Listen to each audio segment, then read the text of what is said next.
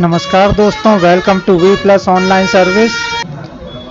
तो दोस्तों, guest faculty के आवेदन इस हफ्ते चालू हो सकते हैं। बिल्कुल रिसेंटली 1 से 7 जुलाई या 10 जुलाई तक आपके आवेदन स्कूलों द्वारा लेने चालू कर दिए जाएंगे। तो जिनके भी स्कोर कार्ड जनरेट हो चुके हैं, वेरिफिकेशन हो चुका है, वो अपने फॉर्मेट के साथ, फॉर्मेट मैंने एक सेपरेट वीडियो है उसमें बताया हुआ है कि कौन सा नया फॉर्मेट इस बार आया हुआ है। उस फॉर्मेट में आप सभी को आवेदन पहले से ही तैयार रख लेना है। और सबसे इम्पॉर्टेंट चीज़ आपको मैंने बताया हुआ था कि सब्जेक्ट वार आप कैसे यहाँ पर वैकेंसी को सर्च करेंगे, वो तो आप लोगों से आ जाता है, लेकिन फॉर्म फिलअप करने से पहले या सबमिट करने से पहले पैनल की जानकारी आपको होना बहुत ज़रूरी है। पैनल अगर आप नहीं जानते हैं और अप्लाई कर रहे हैं तो आपको यहाँ पर नुकसान हो सकता है। पैनल जानना बहुत ज़रूरी है। जो पुराने गेस्ट टीचर हैं, जो पहले से जॉब कर रहे हैं, उनको पैनल की जानकारी ज़रूर है, लेकिन जो नए गेस्ट टीचर हैं, जो अभी पहली बार अप्लाई कर रहे हैं या जो अभी तक जिनने गेस्ट फैकल्टी में काम नहीं किया है, उन्हें पैनल की जानकारी नहीं है। तो पैनल की जानकारी यहाँ पर आपको होना ज़रूरी है। और फॉर्म भरने से पहले, अप्लाई करने से पहले पैनल देख करके अप्लाई करें। तो चलिए हम देख लेते हैं कि पैनल कहाँ से देखा जाता है। यहाँ पर नीचे लिंक दी हुई है, आप पोर्टल पर आएंगे, गेस्ट फैकल्टी के जो ऑफिशियल पोर्टल है यहाँ पर आएंगे, नीचे की तरफ आएंगे। जब आप यहाँ पर संभावित रिक्तियों वाले सेक्शन में आते हैं, यहाँ पर आप देखेंगे कि आप सर्च करने के सारे ऑप्शन हैं, जिलेवार, ब्लॉकवार, और मैंने सबसे अच्छा ऑप्शन बताया, आप हमेशा विषयवार सर्च किया कीजिए। जब भी आप विषयवार सर्च करते हैं तो बहुत सटीक जानकारी आपके सामने यहाँ पर आती है। तो चलिए विषयवार पर हम क्लिक करेंगे।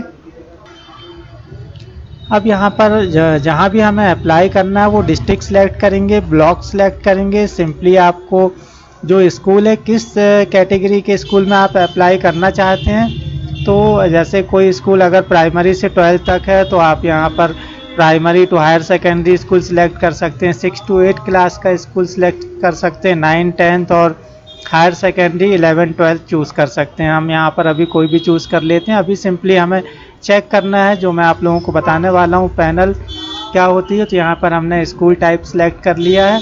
सब्जेक्ट आप इसे ऐसा ही रहने देंगे। यहाँ पर अभी सब्जेक्ट हम नहीं चूज़ करेंगे, सारे सब्जेक्ट की लिस्ट आ जाएगी जैसे ही हम यहाँ पर अगर सब्जेक्ट चूज़ नहीं कर सकते हैं। अब यहाँ पर हम व्यू टेंटेटिव वैकेंसी में क्लिक करेंगे और जब हम देखेंगे इतने सारे स्कूल यहाँ पर आ चुके हैं, 27 स्कूल की डिटेल आ रही है। यहाँ पर टेंटेटिव वैकेंसी आप देख पा रहे हैं, ये जो कॉलम है, ये जो है वैकेंसी वाला कॉलम है, ये सारी वैकेंसियाँ यहाँ पर दिखाई दे रही हैं। और ये वाला जो कॉलम है ये वर्किंग गेस्ट फैकल्टी। तो अगर आपने कल इसे चेक किया होगा तो यहाँ पर वर्किंग गेस्ट फैकल्टी शो हो रही थी, जिन्हें कि अब पूरी तरह से हटा करके 0 कर दिया गया है। मतलब कि यानी यहाँ पर आपको क्लियर रहे कि जो भी गेस्ट फैकल्टी थी वो सिर्फ 10 महीने के लिए होती है, और इस समय सारी गेस्ट फैकल्टी को यहाँ पर 0 घोषित कर दिया गया। मतलब किसी भी स्कूल में गेस्ट फैकल्टी काम नहीं कर रही है, और वो सभी कन्वर्ट हो चुकी है आपकी यहाँ पर वैकेंसी पर। अब ये लास्ट वाला कॉलम आप देख रहे हैं, यहाँ पर पैनल अवेलेबिलिटी लिखा हुआ है, पैनल अवेलेबल लिखा हुआ है। तो जो भी स्कूल है, इस स्कूल में पैनल अवेलेबल है तो यहाँ पर लिखा हुआ है नो। इसी प्रकार ये ऊपर के जितने भी स्कूल हैं इन सभी में पैनल नो लिखा हुआ है, और इधर पे कुछ स्कूल हैं जहाँ पर कि पैनल अवेलेबल लिखा हुआ है। तो ये पैनल अवेलेबल और नॉट अवेलेबल, इसकी क्या कंडीशन है और ये कैसे आपको हेल्पफुल हो सकता है, ये मैं आप लोगों को यहाँ पर बता दूं। सबसे पहले आपको ये समझना ज़रूरी है कि पैनल होती क्या है। तो दोस्तों, यहाँ पर जो पैनल अवेलेबिलिटी यस अगर है तो इसका मतलब सीधा सीधा ये है कि ये जो स्कूल यहाँ पर शो हो रहा है, इस स्कूल में केमिस्ट्री सब्जेक्ट के लिए पैनल अवेलेबल है। मतलब कि यहाँ पर गेस्ट फैकल्टी पहले से मौजूद है इस सब्जेक्ट के लिए, और उसकी संभावना ये है कि वो कुछ सालों से यहाँ कार्यरत होगा, इसलिए वो पैनल में अवेलेबल है। और उसी को इस बार भी संभावना होती है, ज़्यादातर संभावना ये होती है कि जो पैनल में पहले से शामिल है वो वेरीफाइड है, उसकी गेस्ट आईडी जनरेट हो चुकी है, उनको एक्सपीरियंस है, इस तरीके से उनका स्कोर जो है ज़्यादा हाई होता है, तो उनके साथ कॉम्पिटिट करना आपके लिए थोड़ा मुश्किल होगा। और जहाँ पर पैनल अवेलेबल नो लिखा हुआ है, यहाँ पर कोई गेस्ट, यहाँ पर वैकेंसी है इस सब्जेक्ट में केमिस्ट्री में, लेकिन यहाँ पर कोई पैनल नहीं। इसका मतलब ये है कि अभी किसी भी गेस्ट फैकल्टी की आईडी यहाँ से जनरेट नहीं हुई है। किसी भी गेस्ट फैकल्टी ने यहाँ पर अभी तक इस स्कूल में कोई भी जॉब इस सब्जेक्ट के लिए नहीं की है।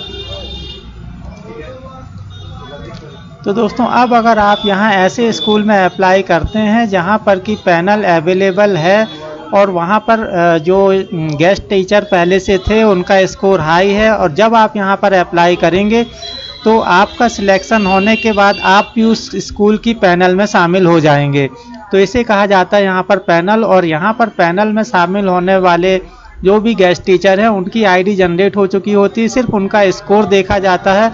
और आप जब यहाँ पर अप्लाई करेंगे जहाँ पर पैनल पहले से अवेलेबल है, तो आप अगर न्यू हैं तो उनके कंपैरेटिवली में आपका स्कोर जो है कम ही होने वाला है। तो दोस्तों यहाँ पर आपको पैनल यस और नो का मतलब तो डेफिनेटली क्लियर हो गया होगा कि जहाँ पर पैनल अवेलेबल है वहाँ पर आपको थोड़ा घाटा लग सकता है अप्लाई करने में।